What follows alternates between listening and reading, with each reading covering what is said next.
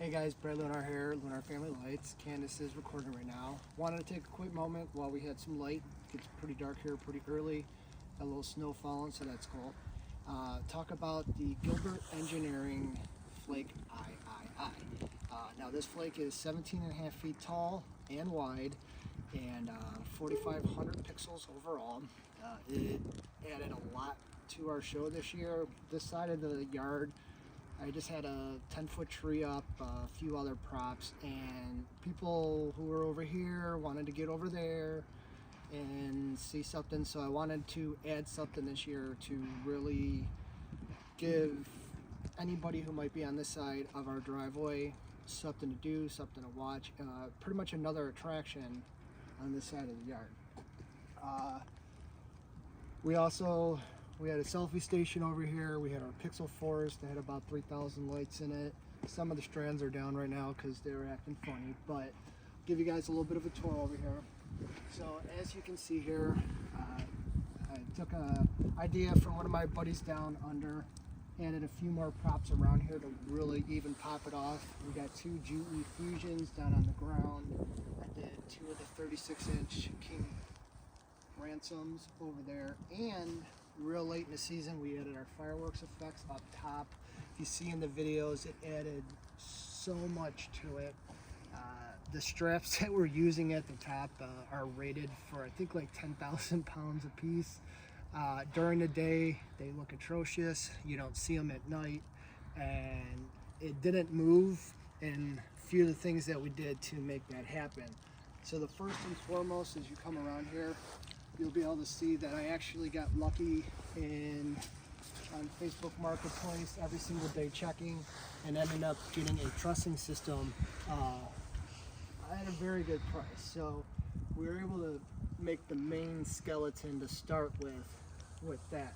And what I did is I used the same idea as the ASAP mega tree poles to mount the bases in concrete. So each of these posts going up are in about 130, 140 pounds of concrete, and was kind of questionable about that, so I thought I'd just keep going and keep engineering it. So added some cross sections to make sure that was good to go.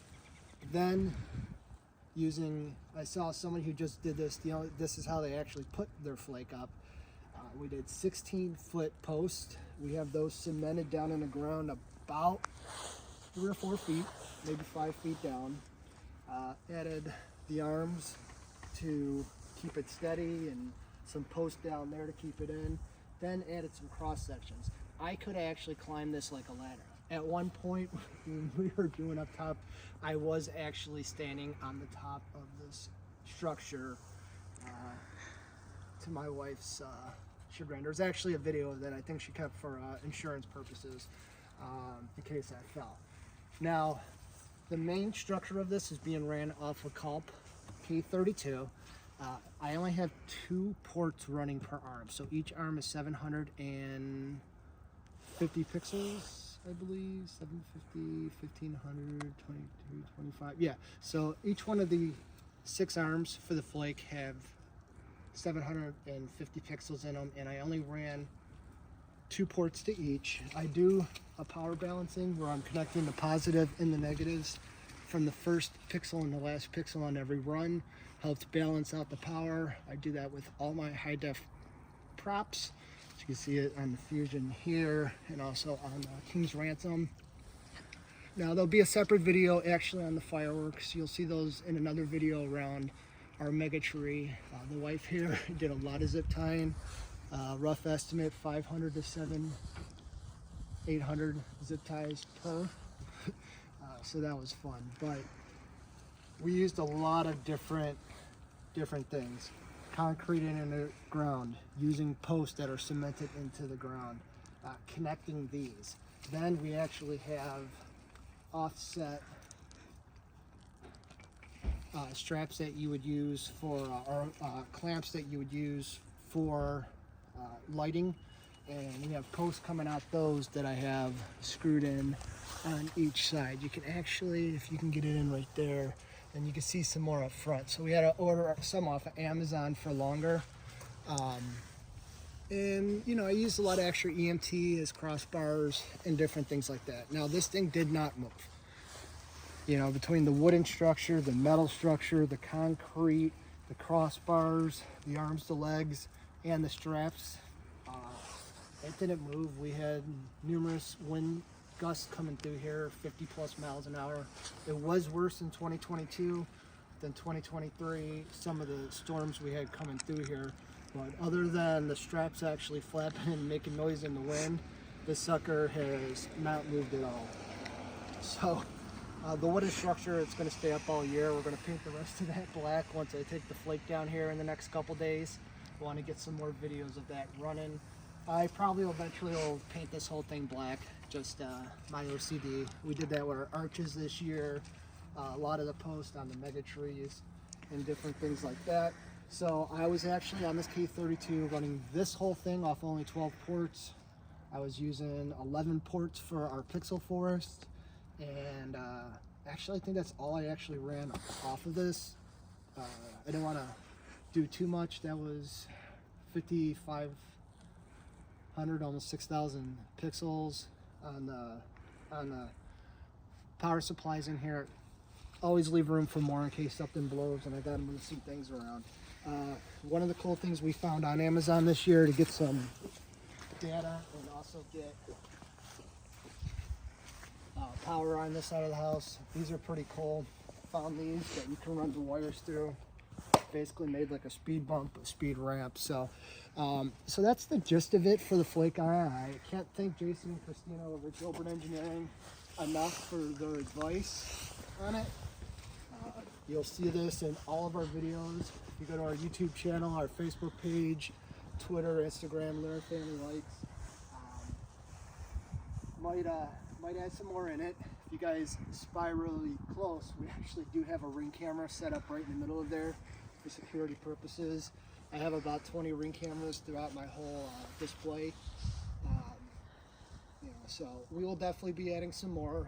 There's some spots that I see that I could have a few more things. Don't want to make it too top heavy, but really was happy. You know, people were just amazed at it, and it added so much. So, you know, the prop itself is not cheap. The lights, 4,500 lights, is going to put you back about $1,000 on average.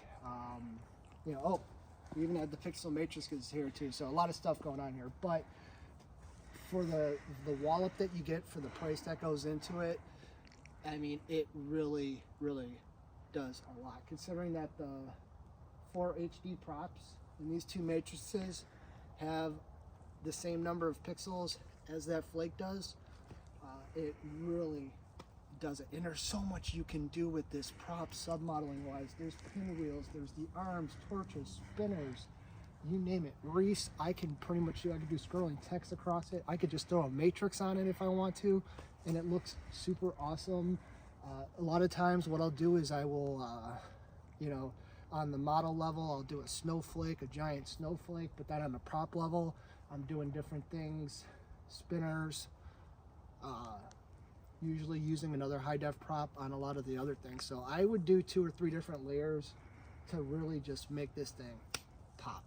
And it achieved, I would say, what we want to do. You can see this thing from very far away. When you look in the videos, you can't realize exactly how tall this thing is. And it definitely did help me conquer my fear of heights. So once again, Jason, Christina, thank you guys so very much. If anybody has any questions, you can always feel free to reach out. I had quite a few people who helped give me ideas with this, and I do appreciate them. Donnie down in Australia, and a few people locally across the US. I know there's not a lot of these out there. I'm kind of hoping that they do, I don't know, 17-foot Rosa Grande next year, but holding out on that one. But guys, thank you so much. Signing off, New Year's Day 2024, and I look forward to talking to you guys, and let me know if you have any questions.